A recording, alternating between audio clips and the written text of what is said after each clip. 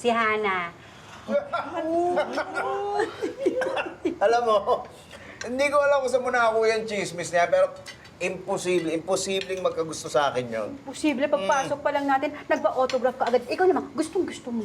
May autograph lang naman eh. Oo nga, autograph lang. Tsaka lang magsuplado ko doon, ano, di ba? Tsaka, hindi ko type yun. Hindi type? Ganito? Hindi ko type yun. Ganyan? Ganyan ba? Hindi matatypan ng lalaki? Uy, ang ganda niya. Oo, pero hindi sing ganda mo. Mukhang artista rin. Uy, pero ikaw ang leading lady ng buhay ko. Ay, ang bata pa. Oo, pero hindi sing tanda mo. Hindi!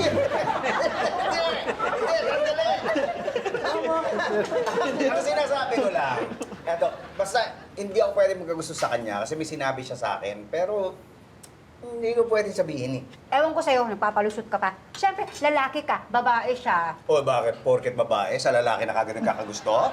Eh, ba't ganun yung itsura niya? Sipin mo. Talaga? LGBTQ siya? Pero huwag ka maingay ha. Hindi ko dapat sinabi sa'yo, pero huwag ka magsasabi kahit kanino. Uy, hindi halata ah. Ganun po talaga ngayon, ma'am, yung mga lipstick lesbian. Kahit po sa amin, hindi mo mahalatang bading kasi mga paminta. Lalo na yung pamintang buo. May pamintang buo?